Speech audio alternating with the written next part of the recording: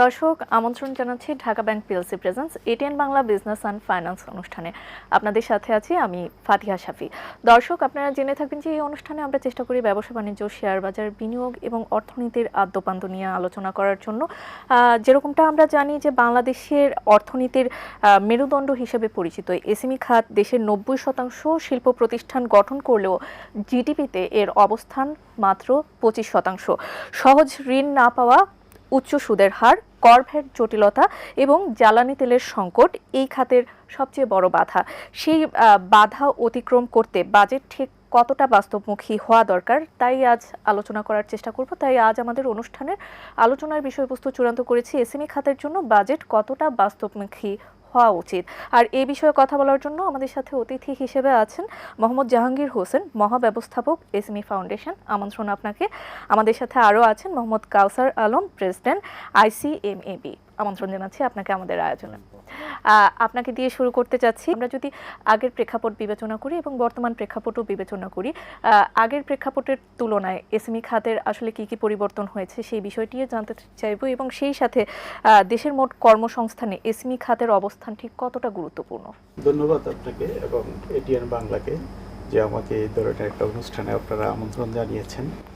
তো যেটা আপনি প্রশ্ন করেছেন, আসলে এসএমই খাত পূর্বের তুলনায়, বিশেষ করে এসএমই ফাউন্ডেশন যখন প্রতিষ্ঠা হয় 2007 সালে, আমি 2007 সাল থেকে এসএমই ফাউন্ডেশনে আছি, তখন থেকে এ পর্যন্ত আমরা অনেক দূর পর্যন্ত এসএমই খাতটাকে এগিয়ে নিয়েছি। আপনি বিশেষ করে বলেছেন যে এসএমই খাতের গুরুত্ব। এসএমই খাতের গুরুত্ব অপরিসীম, এটা বলার অপেক্ষা রাখে না। বিশেষ করে আমাদের এই 2024 সালের বিবিএসের সেন্সাস অনুসারে এখানে 1,17,00,000 ইউনিট আছে, যার মধ্যে 97% হলো এসএমই সেক্টর। এবং এখানে আপনি যেটা বলেছেন কর্মসংস্থানের ক্ষেত্রে 77%। এবং আপনি যদি যেটা আপনি বলেছেন জিডিপিতে 25%, আসলে 25% নয়, এখানে বাংলাদেশ ব্যাংকের যে একটা অর্থনৈতিক সমীক্ষা আছে সেখানে 30%, হ্যাঁ, জিডিপিতে এসএমই সেক্টরের অবদান। আমরা প্রথম এসএমই ফাউন্ডেশন যারা এসএমই, আপনারা জানেন যে একটু আগে আমি বলতেছিলাম যে আমাদের দেশের ব্যাংকিং সেক্টরটা সবসময় লার্জ স্কেল ইন্ডাস্ট্রি ফোকাসড। তাদেরকে লোন দেওয়াটা তারা স্বাচ্ছন্দ্য বোধ করে, অথচ আমাদের দেশের যে এসএমই সেক্টর আছে আমরা যে লোনটা দিচ্ছি সেখানে মানে 100% রিকভারি। অথচ আপনারা জানেন লার্জ স্কেল ইন্ডাস্ট্রির ক্ষেত্রে দেখা যায় হাজার হাজার কোটি টাকা, এটা এখন আর বলার অপেক্ষা রাখে না যে তাদের মানে হয়ে যাচ্ছে, খেলাপি হয়ে যাচ্ছে। তো আবার আমি বলবো যে এসএমই ফাউন্ডেশন প্রতিষ্ঠা লগ্ন থেকে এসএমই সেক্টর ডেভেলপমেন্টের জন্য যে ফার্স্ট টার্গেট নিয়েছিল যে সিঙ্গেল ডিজিট লোন দেব, আমরা কিন্তু প্রথম প্রবর্তন করি সিঙ্গেল ডিজিট লোন। যখন ব্যাংক লোনের ঋণের পরিমাণ প্রায় 20% ছিল, হ্যাঁ, আর এফডিআর রেট ছিল 14 থেকে 15%, তখন আমরা সিঙ্গেল ডিজিট মানে 9% উদ্যোক্তাদেরকে লোন দেব, সেই প্রোগ্রাম আমরা বাস্তবায়ন করেছি। এবং এটা এখন একটা মডেল হয়ে দাঁড়িয়েছে, এখন সবাই আসতেছে। যেমন বাংলাদেশ ব্যাংকও এসএমই ফাইন্যান্সিং করে, আমরাও করি, সেখানেও দেখা যাচ্ছে এখন সিঙ্গেল ডিজিট। এখন বর্তমানে আমরা 6% লোন দিচ্ছি। হ্যাঁ, আপনি করোনাকালীন সময়ে সরকার আমাদেরকে 300 কোটি টাকা বাজেট বরাদ্দ দিয়েছিলেন, সেখান থেকে আমরা এখন 6%-এ। এবং এখানে কিন্তু প্রথম যখন আমরা ডিসবার্স করি সেই সময় 0% ইন্টারেস্ট আমরা নিয়েছি, শুধু 4%-এ উদ্যোক্তা পর্যায়ে লোন দিয়েছে। হ্যাঁ, এই 4%টা ব্যাংক নিয়ে তো আমরা কিন্তু এখানে আমাদের মানে ইন্টারেস্টের পরিমাণ 0% ছিল। তো এসএমই ফাউন্ডেশন চেষ্টা করছে এসএমই সেক্টরকে উন্নয়নের জন্য। অসংখ্য ধন্যবাদ আপনাকে। আমরা এই বিষয়গুলো নিয়ে আরও আলোচনা করব। আপনার কাছে চলে আসতে চাচ্ছি, আপনার কাছে যে বিষয়টি একই প্রশ্ন আসলে রাখতে চাচ্ছি, অর্থনীতিতে এসএমই খাত কৌশলগত ঠিক কতটা গুরুত্ব বহন করে? এটা অত্যন্ত গুরুত্বপূর্ণ একটা খাত। ইনফ্যাক্ট শুধু আমাদের ইকোনমির জন্য না, আমার এসএমই ফাউন্ডেশন নিয়ে জিএম মহোদয় উনি যেটা বললেন, অনেক ডেটা দিলেন অ্যাকচুয়ালি আমাদের একটা ব্যাপক এমপ্লয়মেন্টেরই কিন্তু সোর্স হলো এসএমই খাত। এটা বিশ্বব্যাপী অনেক দেশে, ইভেন জাপানের মতো ডেভেলপড ইকোনমিতেও কিন্তু তাদের এসএমই খাতে কিন্তু ইন্ডাস্ট্রিয়াল ইউনিট 95 থেকে 99%, যেটা আমাদের এখানে 85 থেকে 90% বলা হয়, আমাদের চেয়ে তারা অনেক উন্নত, টপ 5 ইকোনমি, স্টিল তাদের কিন্তু এসএমই খাতে 95 থেকে 9% হলো এসএমই। আর ওদের জিডিপিতে কন্ট্রিবিউশন যেটা আমাদের 30% ভাই কারেক্ট করলেন, ওদের 50%-এর মতো। আর এমপ্লয়মেন্ট জেনারেশনও ব্যাপক। তো অফকোর্স আমাদের এসএমই খাতের গুরুত্বপূর্ণ ভূমিকা হলো এই এমপ্লয়মেন্ট জেনারেশন, যে আমাদের অলমোস্ট 85 to 90% এমপ্লয়মেন্ট কিন্তু এসএমই থেকে আসে। আপনারা খেয়াল করবেন কোভিডের সময় যখন 2 সপ্তাহ গেল, হঠাৎ করেই কিন্তু হাউকাও সৃষ্টি হয়েছে। কেন? এই যে যারা এসএমইতে কাজ করে এদের নর্মালি বেতন শর্ট ইনকাম বা সাপ্তাহিক বেতন অথবা ডেলি ইনকাম, যে 2 সপ্তাহ তারা বেতন পাচ্ছিল না, তখন কিন্তু এটা কিন্তু মানুষ বুঝতে পারে না। আজ থেকে 5-6 বছর আগে যখন কোভিড হলো তখন ইকোনমি অবস্থা অনেক ভালো ছিল, মানুষ ভাবতে আমরা রিচ হয়ে গেছি, কিন্তু প্রকৃত অবস্থা তখন বোঝা গেছে। মূল বিষয় হলো এসএমইর কন্ট্রিবিউশন বলতে গেলে আরও বহুবিধ বলতে হয়। এসএমই কিন্তু রুরাল ইন্ডাস্ট্রিয়ালাইজেশনও হেল্প করে। তারপরে এখন আমাদের দেশের অনেক বিজনেস কর্পোরেটাইজ হয়ে গেছে, বলতে গেলে হয়তো পজিটিভ নেগেটিভ শোনা যাবে। যেমন এখন ডিম বিক্রেতা, চাল বিক্রেতা, গম বিক্রেতা, আলু বিক্রেতা, এনারাও সব কিন্তু গ্রুপ অফ কোম্পানিজের হাতে চলে আসছে। একসময় কিন্তু ছোট ছোট আটার মিল, চালের মিল, ডিমের খামার, মুরগির খামার করে কিন্তু সারা দেশে অসংখ্য ছিল। আমি ওনাদের সমালোচনা করছি না, কিন্তু ইন দ্য প্রসেস যে এমপ্লয়মেন্ট জেনারেশন হওয়া, তারপরে রুরাল ইন্ডাস্ট্রিয়ালাইজেশন হওয়া, এই স্কোপগুলা কিন্তু এসএমই প্রোভাইড করতে পারে। আর আমাদের জনবহুল দেশে যেখানে 18 কোটি মানুষ, প্রত্যেক বছর 20 থেকে 25 লাখ নতুন মানুষ কর্মক্ষেত্রে যোগ হয়। সো আমাদের সকল উন্নয়নের সাথে কিন্তু এই জনগণের উন্নয়ন, পার্টিকুলারলি এমপ্লয়মেন্টটাকে কিন্তু গুরুত্ব দিতে হবে। আমরা খেয়াল করছি যে বিগত সরকার অনেক ইনফ্রাস্ট্রাকচারাল, ব্রিজ, কালভার্ট, মেগা প্রজেক্টের উন্নয়ন করেছে, কিন্তু ওভার লং টাইম কিন্তু এমপ্লয়মেন্ট জেনারেশন, মানুষের ভালো, মানুষের কল্যাণ, পার্টিকুলারলি বেকার সমস্যাটার জন্য এই কোটা থেকে শুরু করে পুরো সরকার পর্যন্ত টপকে গেল। সো আমি মনে করি এসএমইটা কিন্তু, দুটো এক্সাম্পল দিলাম, জাপান, ইভেন ইন্ডিয়াতেও ওদের জিডিপিতে কন্ট্রিবিউশন আমাদের চেয়ে অনেক বেশি, 40% প্লাস মাইনাস। ওদেরও আপনার এসএমই খাতে ইন্ডাস্ট্রিয়াল ইউনিট এগেইন আমাদের চেয়ে বেশি। ওদেরও ধরেন 10-11 মিলিয়ন কাজ হয়। আমাদের বোধহয় সংখ্যায় বললে 2-2.5 কোটি লোক এসএমই খাতে কাজ করে। সো এই যে সবগুলো ইকোনমি ডেভেলপড হয়ে যাওয়া মানে সব বড় ইন্ডাস্ট্রি হয়ে যাবে, নট নেসেসারিলি। তো আমাদের এই ব্যাপারে অনেক প্রতিবন্ধকতা আছে। ব্যাংকিং লোন পাওয়া, একটা এসএমইর কিন্তু অ্যাকাউন্টস রাখা, নিয়মকানুন মানা, আইন মানা, উকিল রাখা, তারপরে এক্সপার্ট রাখা, এত কিছু সম্ভব হয় না। ইভেন অনেক দেশ আজকাল ব্যবসাকে প্রমোট করার জন্য এসএমইর ক্ষেত্রে প্রথম 3 বছরের তার ট্যাক্স দিতে হবে না, পুরা এইভাবে দেয়। তারপরে তার রেকর্ড, বাধ্যবাধকতা, তার স্ট্যান্ডার্ড বাধ্যবাধকতা মেনটেন করা, এগুলোকে রিল্যাক্স করে। কারণ কি, আপনার একটা ইন্ডাস্ট্রি যখন দাঁড়ায় যাবে, যে কোনো একটা ইন্ডাস্ট্রি দাঁড়াতে মিনিমাম 1000 দিন লাগে, কোনো ক্ষেত্রে 5 বছরও লাগে। 1000 দিন হলো প্রায় 3 বছর। এই যে 3 থেকে 5 বছর যদি এরকম দাঁড়ায়, যেমন আমাদের মতো ইকোনমিতে এখন বড় বিজনেসগুলোই টিকে আছে, বরঞ্চ উল্টা হচ্ছে। ভাই বলতে পারবেন যে বড় বিজনেসগুলোর কম্পিটিশনে গিয়ে ছোট বিজনেসগুলো দিন দিন মার্কেট থেকে হারিয়ে যাচ্ছে। ইন দ্য প্রসেস কিন্তু ইকোনমির তো ক্ষতি হচ্ছেই, সবচেয়ে বড় ক্ষতি হচ্ছে এমপ্লয়মেন্ট জেনারেশনে। সো এখানে আমি মনে করি সরকারের একটা পলিসিগত বড় ধরনের সাপোর্ট দরকার। যে আমরা যেমন এই সরকার, নতুন সরকার এসেছে, প্রথম 3 মাস পূর্ণ হলো গতকাল। তো এই ওনারা আগামী 5 বছর 10 বছরে আমরা কিভাবে দেশের সার্বিক উন্নয়ন, কারণ আমাদের ইকোনমি কিন্তু বড় হচ্ছে, হয়ে আবার এখন স্ট্যাগন্যান্ট হয়ে যাচ্ছে, অনেক চ্যালেঞ্জের মধ্যে এবারের বাজেটটা এসছে। এবারের বাজেটে কিন্তু মানুষের প্রচুর প্রত্যাশা, অনেকে আস্থার সংকটেও আছেন। লোকাল ইনভেস্টররা বিনিয়োগ করছেন না, ফরেন বিনিয়োগকারীরাও সেভাবে আস্থা পাচ্ছেন না। তো সরকারও আবার চাচ্ছে যে একটা ভালো বাজেট করা। এর মধ্যে গত 2 বছরে কিন্তু প্রচুর নতুন পুয়ার সৃষ্টি হয়েছে। আপনারা শুনেছেন যে ওই দেড় বছরেই আবার এই নতুন সময়তেও যেহেতু যুদ্ধগুলো বা হাই ইনফ্লেশন, লিভিং কস্ট, এগুলোর জন্য কিন্তু 20 থেকে 30 লাখ নতুন দারিদ্র্য সীমার নিচে চলে গেছে। সরকার ওই জন্য ওনাদেরকে বিভিন্ন প্রণোদনা, কার্ড, ফ্যামিলি কার্ড, সোশ্যাল জি। সেফটি নেট, অন্যগুলো দিয়ে সাপোর্ট করার চেষ্টা করছেন। তো ওই বিষয়টা করতে হবে, অবশ্যই সমাজের সবাইকেই একই বাজেটের মধ্যে রাখতে হবে। আমরা বাজেটের প্রসঙ্গে অবশ্যই আসব। জি। আপনার কাছে চলে আসতে চাচ্ছি, জি। যেরকমটা আসলে আপনার সহ আলোচক বলছিলেন যে উন্নত দেশগুলোর জিডিপির ইনভলভমেন্টটা বেশি, আমাদের দেশে সেই তুলনায় আসলে কেন কম, সেটি একটি প্রশ্ন থাকছে। এবং এসএমই উদ্যোক্তারা আপনাদের শরণাপন্ন হয়ে থাকেন, সবচেয়ে কি কি আসলে সমস্যা ফেস করে আপনাদের শরণাপন্ন হন? ধন্যবাদ আপনাকে। আলম ভাই যেটা বলেছেন যে উনি রাইটলি বলেছেন, আমাদের দেশে প্রায় 2,40,00,000-এর উপরে এসএমই সেক্টর এমপ্লয়মেন্ট জেনারেশন করে বর্তমানে।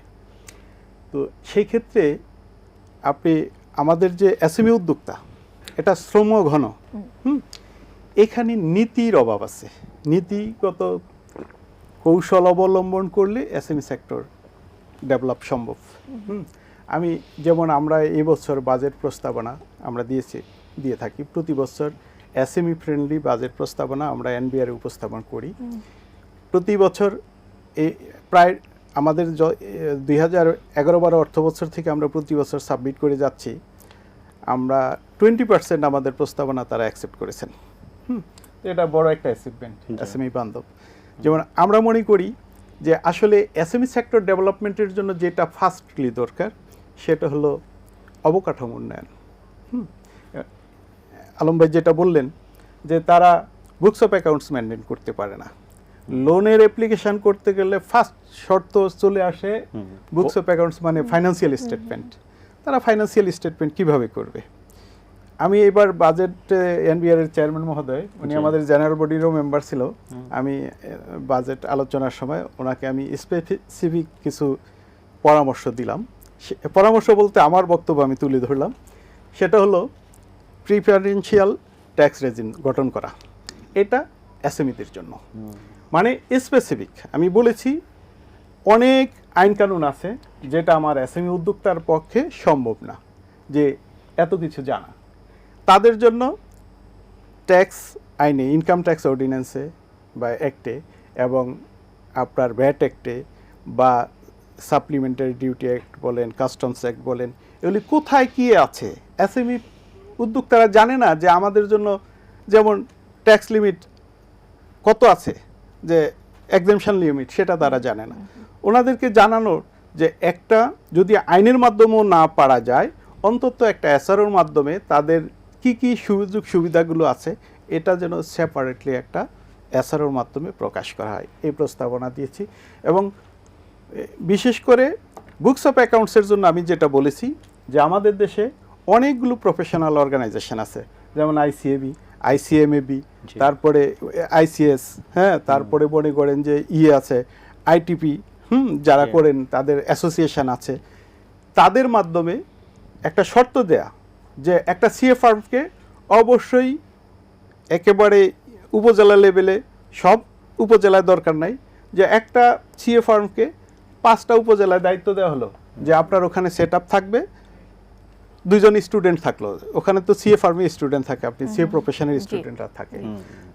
এবং সেক্টর ভিত্তিক অ্যাকাউন্টিং সফটওয়্যার তৈরি করা, সেক্টর ভিত্তিক অ্যাকাউন্টিং সফটওয়্যার থাকবে।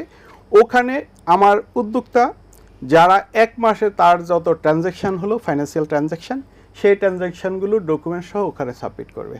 হ্যাঁ, তারা proper books of accounts maintain করে দিবে।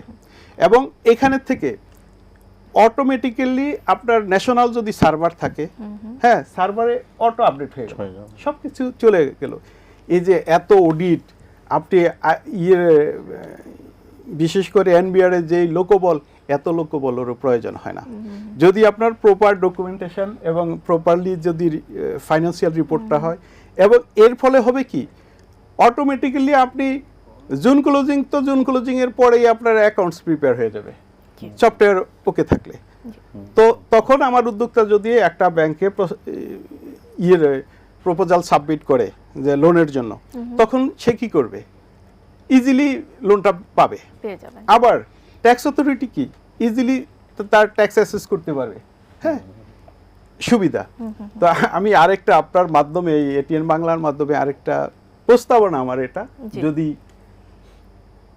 যথাযথ কর্তৃপক্ষ, বিশেষ করে সরকার যদি এটা, আমি ইনকাম ট্যাক্সের বাদ দিয়ে এক্সপেন্ডিচার ট্যাক্স চালু করার প্রস্তাব করছি। মানে এতে হচ্ছে কি, জি আজকে যেমন ইনকাম কোথা থেকে আসলো সেটা নিয়ে অনেক ইনকাম ট্যাক্স। জি আমরা এই বিষয়গুলো নিয়ে আলোচনা করব। আমাদের একটি বিজ্ঞাপন বিরতির সময় হয়ে গেছে, জি বিরতির পর আবার ঠিক আছে, থ্যাংক ইউ। দর্শক, সময় হয়ে গেল Dhaka bank PLC presence ATN Bangla business and finance থেকে ছোট্ট একটি বিজ্ঞাপন বিরতির। কোথাও যাবেন না, আমাদের সাথেই থাকুন।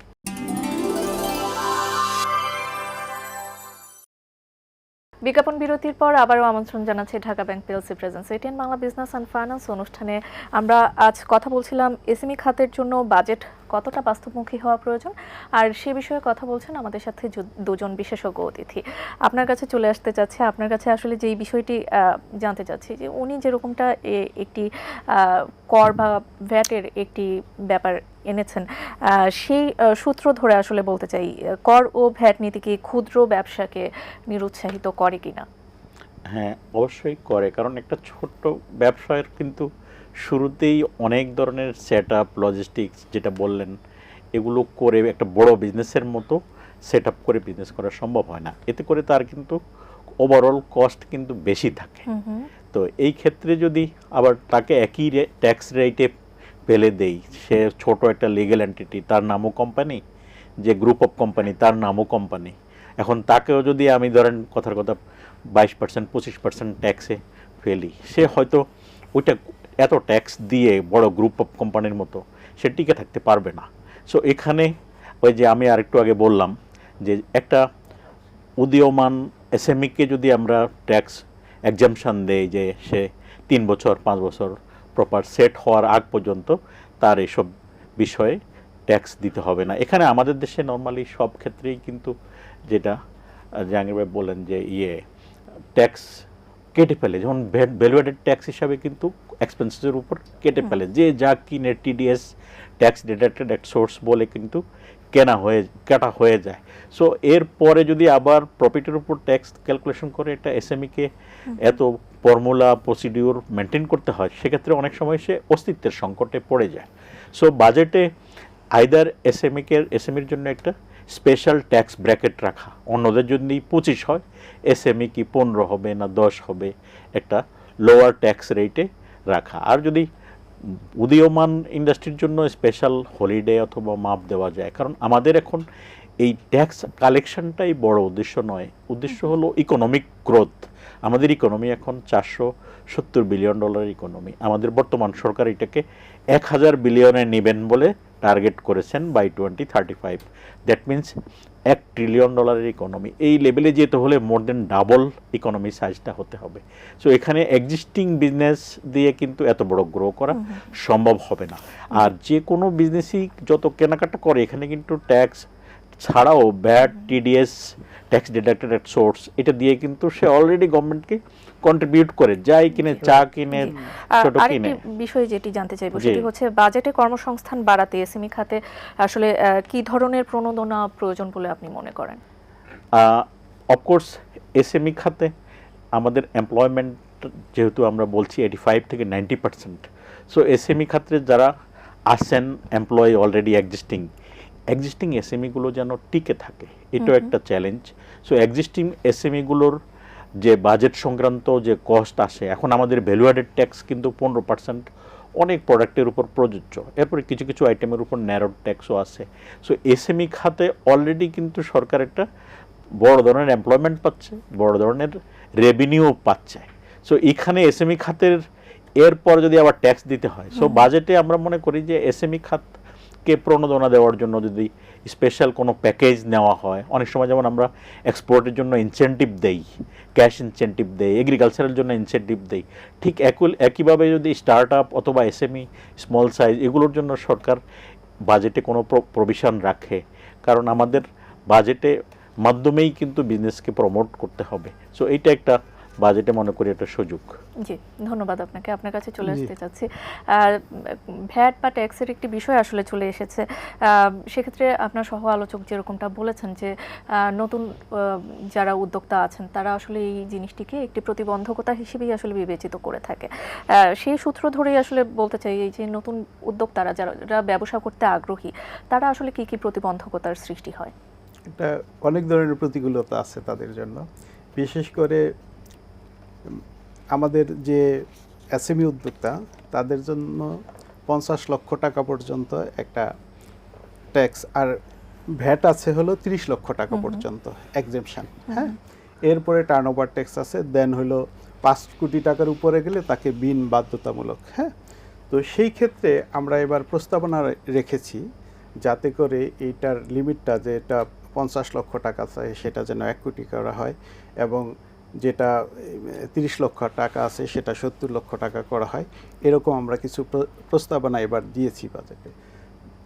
তার চাইতে বড় যেটা সমস্যা, যে তাদের প্রপার ডকুমেন্টস থাকে না। ব্যাট অথরিটি, বিশেষ করে লোকাল যে ব্যাট অফিসগুলো আছে, এগুলো থেকে তাদেরকে অনেক ধরনের হয়রানির শিকার হয়। এগুলো যাতে না হয় তার জন্য আমরা এরকম সুনির্দিষ্ট বলে দিয়েছি যে ফিক্সড ট্যাক্স ধার্য করার জন্য। যে বিশেষ করে যেমন লাইট ইঞ্জিনিয়ারিং সেক্টর, তাদের যে টার্নওভার মান্থলি বা ইয়ারলি যে টার্নওভার আছে, এটা একটা নির্ধারিত রেটে তারা ভ্যাট দিবে। হ্যাঁ, কোনো রকম কিছু দরকার নাই। আবার কিছু কিছু আছে যেমন এআইটি, যেটা ভাই বলতেছিলেন যে ডিডাক্টার সোর্স হয়, সেখানে 10%-এর পরিবর্তে আমরা এখানে প্রস্তাবনা করেছি 5%। আমরা যখন 1991-এ প্রথম ভ্যাট অ্যাক্ট চালু হয়, তখন কিন্তু 2.25% ছিল হলো মানে প্রকিউরমেন্ট প্রোভাইডারের কাছ থেকে অ্যাড সোর্সে কাটবে 2.25, কিন্তু সেটা এখন বাড়তে বাড়তে 10% হয়ে গেছে। হ্যাঁ, এটা কিন্তু আসলে মানে গ্রহণযোগ্য না। এখন আইন যদি হয়ে যায় করার কিছু থাকে না। এটাকে আমরা বলেছি যে অন্তত 5% যাতে করা হয়। হ্যাঁ, এবং বিশেষ করে ট্যাক্সটা 15% যে ভ্যাট আছে, এটাকে আমরা প্রস্তাবনা করেছি 10%। এবং সব ক্ষেত্রে ভ্যাট রিটার্নগুলো সাবমিটের জটিলতা আছে। ভ্যাট রিটার্ন প্রতি মাসে ভ্যাট রিটার্ন সাবমিট করতে হয়। আমরা এটা বলছি অন্তত 6 মাস অন্তর অন্তর যাতে হয়। এটা প্রতি বছর যাতে, প্রতি মাসে যাতে ভ্যাট রিটার্ন সাবমিট করতে না হয়। এরকম আমাদের সুনির্দিষ্ট অনেকগুলো প্রস্তাবনা আমরা দিয়েছি। জি, রপ্তানিমুখী করার একটি বিষয় নিশ্চয়ই গুরুত্বপূর্ণ ভূমিকা বলে মনে করেন আপনি। এসএমই খাতকে আসলে রপ্তানিমুখী করতে কি ধরনের বাজেট সহায়তার প্রয়োজন আছে? এই বাজেট সহায়তার তো শেষ নাই। হ্যাঁ, বাজেট সহায়তা মানে ক্যাশ, যেটা ইনসেনটিভ বলেন বা ক্যাশ প্রণোদনা বলেন, এরপরে বিশেষ করে এক্সপোর্ট রেডিনেসের উপরে, বা বিশেষ করে আমরা এবার যেটা প্রস্তাবনা করেছি যে বন্ডেড ওয়্যারহাউস চালু করা, এখন আমার সিঙ্গেল একজন উদ্যোক্তার পক্ষে সম্ভব না। এই জন্য আমরা গ্রুপ অফ মানে এসএমই এদের জন্য বন্ডেড ওয়্যারহাউস চালু করা যায় কিনা সেই বিষয়ে আমরা প্রস্তাবনা রেখেছি। তারপরে এবছর আমরা 113টি প্রস্তাবনা দিয়েছি হলো ট্যাক্স ভ্যাট রিলেটেড। এখানে কিছু সাপ্লিমেন্টারি ডিউটি কোথাও আমরা বাড়ানোর জন্য, দেশীয় শিল্পকে রক্ষার জন্য আমরা বাড়ানোর জন্য প্রস্তাব করেছি, কোথাও কমানোর জন্য প্রস্তাব করেছি। বিশেষ করে যেগুলো কমানোর জন্য প্রস্তাব করেছি সেগুলোতে আমাদের দেশে এগুলো উৎপাদিত হয়। সুতরাং এখানে যাতে র মেটেরিয়ালসটা সহজ শর্তে ওনারা ইম্পোর্ট করতে পারে, এই প্রস্তাবনাগুলো আমরা দিয়েছি। জি, ধন্যবাদ। আপনার কাছে আসতে চাচ্ছি, আগামী বাজেটে এসএমই খাতের জন্য যদি সবচেয়ে গুরুত্বপূর্ণ 3টি বিষয় যদি আনতে বলা হয়, সেই গুরুত্বপূর্ণ 3টি বিষয় আসলে কি হতে পারে? অফকোর্স আমরা ট্যাক্স এক্সাম্পশন রিলেটেড কথাগুলো বলছি, অথবা ট্যাক্স রেট কমানো, টিডিএস কমানো, ক্যাশ ইনসেন্টিভ দেওয়া, এক্সপোর্ট ইনসেন্টিভ দেওয়া যারা এক্সপোর্ট করে, বন্ডেড ওয়্যারহাউসের কথাও বলেছি বাজেটে ফ্যাসিলিটিটা দেওয়ার জন্য। আর এসএমই খাতের অ্যাকচুয়ালি এর ব্যাপক খরচ হলো এই লজিস্টিক্স, ট্রান্সপোর্টেশন, ডিস্ট্রিবিউশন। তো এখন রিসেন্টলি কিন্তু আপনার ফুয়েল কস্ট বেড়ে কিন্তু ট্রান্সপোর্টেশন কস্ট অনেকাংশে বেড়ে গিয়েছে। সো এসএমইর কিন্তু কস্ট অফ ডুইং বিজনেস কিন্তু অনেক বেড়ে গিয়েছে। ঠিক একইভাবে আমাদের ব্যাংক ইন্টারেস্টও কিন্তু অনেক উচ্চ এখন। আর এসএমইদের নিজেদের এমনিই ব্যাংক লোন পাওয়া নিয়ে সমস্যা আছে, তাদের এত বেশি দলিল অথবা সাপোর্টিং কোলাটারাল দিয়ে কিন্তু ব্যাংক লোন পাওয়া মুশকিল। তো সরকার যদি তাদের জন্য সহজ শর্তে ফাইন্যান্সিং, ইকুইটি হোক, লোন হোক, অথবা অন্য কোনো ইনস্ট্রুমেন্টের মাধ্যমে হোক, short term loan, mid term loan, এভাবে যদি এসএমইকে ফাইন্যান্সিংয়েরও একটা ব্যবস্থা করে, কারণ আমাদের দেশে যদি এসএমইর একটা ফোকাস আনা যায়, ধরেন বছরে বা আমরা যদি এই আগামী 5 বছর অথবা 10 বছরের একটা পরিকল্পনা নেয় যে আমরা 10 লাখ এসএমই সৃষ্টি করব, 1 মিলিয়ন, এবং এগুলো যদি একসময় বড় হয়ে 2 কোটি, 5 কোটি, 10 কোটি লেভেলে যায় এদের সেলস, তাহলে কিন্তু আমাদের জিডিপি কিন্তু বেড়ে এখান থেকেই $1 ট্রিলিয়ন জিডিপি আসতে পারে। আপনার ধরেন 1 মিলিয়ন নিউ কোম্পানি, মানে 10 লাখ নতুন কোম্পানি, এদের যদি $1 মিলিয়ন করে টার্ন ওভার হয়, তাহলে এইটাই কিন্তু 1 ট্রিলিয়ন। সো আমরা চাচ্ছি 1 ট্রিলিয়ন হতে। তো এইটা কিন্তু অনেক ইকোনমি কিন্তু এইভাবে আজকাল ফোকাস করছে, এবং একটা ইকোনমি এই ছোটো ইন্ডাস্ট্রিগুলোকে বেশি গুরুত্ব দিচ্ছে। একটু আগে বললাম জাপানের উদাহরণ, ঠিক একইভাবে এখন আফ্রিকান দেশগুলো যারা এরকম দরিদ্র ছিল আস্তে আস্তে উন্নতির দিকে যাচ্ছে, এরাও কিন্তু স্টেট লেভেল থেকে এসএমইর উপর প্ল্যান করে। তো এসএমইর সবচেয়ে বড় সীমাবদ্ধতা হলো আমাদের এখানে উদ্যোক্তার অভাব নেই, আমাদের জনশক্তি কাজ পাচ্ছে না দেখে তারা বিদেশে চলে যাচ্ছে, গিয়ে অনেক স্ট্রাগল নিম্ন কাজ করে তারা দেশে কন্ট্রিবিউট করছে, সেটাও অ্যাপ্রিসিয়েট করি। কিন্তু ইম্পর্টেন্টলি হলো আমাদের সরকার পুঁজি দিয়েও সাহায্য করা উচিত। আমাদের অনেক বাজেটের টাকা বিভিন্ন খাতে ব্যয় হচ্ছে, সো এটা আবার একদিনে হবে না, এটার জন্য সরকারের একটা দীর্ঘমেয়াদী পলিটিক্যাল কমিটমেন্ট লাগবে যে আমরা এসএমই খাতে আগামী 5 বছরে 10 লাখ অথবা 10 বছরে 10 লাখ উদ্যোক্তা সৃষ্টি করব, যারা এখন যে কোনো একটা বিজনেস কিন্তু এই নিজের পায়ে দাঁড়াতে 3 বছর লাগে, একটা বাচ্চা যেরকম 10 মাস লাগে দাঁড়াতে, একটা বিজনেসের মিনিমাম 3 বছর লাগে বেস্ট কেস, এরপরে 5 বছর, এরপর 10 বছর। তো এরকম একটা সময় নিয়ে যদি সরকার নিজ থেকে একটা স্কিম নেয়, এটা বাজেটে হোক, সরকারের এসএমই পলিসি হোক, অফকোর্স এসএমই ফাউন্ডেশন ওনারা অনেক কাজ করছেন, কিন্তু এটাকে একটা বিশাল ইকোনমিক বুস্ট হিসাবে সরকার নিতে পারে। অসংখ্য ধন্যবাদ আপনাকে। আমরা অনুষ্ঠানের একেবারে শেষ পর্যায়ে চলে এসেছি, আপনাকে দিয়ে আসলে শেষ করতে চাচ্ছি, একই প্রশ্ন রাখতে চাচ্ছি। আগামী বাজেটে এসএমই খাতের জন্য সবচেয়ে গুরুত্বপূর্ণ সিদ্ধান্ত যদি নিতে বলা হয়, তাহলে সেটি কি হতে পারে? যদি সবচাইতে গুরুত্বপূর্ণ হলো আমাদের বিশেষ করে উদ্যোক্তার যে ডিমান্ড আছে এসএমই সেক্টর লোনের জন্য, সেই ডিমান্ড অনুসারে সাপ্লাই নেই। এই ক্ষেত্রে যদি এসএমই ফাউন্ডেশনকে, বিশেষ করে আমাদের শিল্পমন্ত্রী মহোদয় 2000 কোটি টাকা দেওয়ার প্রস্তাবনা রেখেছেন, এখন যদি 2000 কোটি টাকা দেয়, তাহলে কিছুটা হলেও আমরা এসএমই উদ্যোক্তাদেরকে লোন দিয়ে তাদেরকে সাপোর্ট দিতে পারবো। সেটি অনেকটাই বাড়িয়ে নিয়েছেন, সম্ভবত 350 কোটি টাকা ছিল, সেটা 300 কোটি 300 কোটি টাকা দিয়েছেন, 2000 সেই ক্ষেত্রে উন্নীত করেছেন। আমরা সেই ব্যাপারে যথেষ্ট আশাবাদী, আশা করছি সেই বিষয়টা অবশ্যই সম্ভব হবে। আপনাদের দুজনকে অসংখ্য ধন্যবাদ, আপনাদের মূল্যবান সময় আমাদেরকে দিয়েছেন। আপনাকে ধন্যবাদ। দর্শক আপনাদের ধন্যবাদ। জি দর্শক আপনাদের অসংখ্য ধন্যবাদ আমাদের সাথে এতক্ষণ যুক্ত থাকার জন্য। এই অনুষ্ঠানের মাধ্যমে আমরা চেষ্টা করেছি এসএমই খাতের বাজেট কতটা বাস্তবমুখী হওয়া উচিত এবং বাস্তবমুখী হওয়ার ক্ষেত্রে আসলে কী কী প্রতিবন্ধকতার শিকার হয়ে থাকেন উদ্যোক্তারা, এবং সেই প্রতিবন্ধকতা কিভাবে আসলে ওভারকাম করা যায়, সেই বিষয়গুলো তুলে ধরার চেষ্টা করেছি। আশা করছি আমাদের আজকের আয়োজন আপনাদের ভালো লেগেছে, আর আপনাদের ভালো লাগলেই আমরা অনুষ্ঠানের যথার্থতা খুঁজে পাবো। পরবর্তী পর্ব দেখার আমন্ত্রণ জানিয়ে আজকের মতো আমি ফাতিহা শাফি এখানেই বিদায় নিচ্ছি। সেই পর্যন্ত সবাই ভালো থাকবেন, সুস্থ থাকবেন, আর অবশ্যই এটিএন বাংলার সাথেই থাকবেন।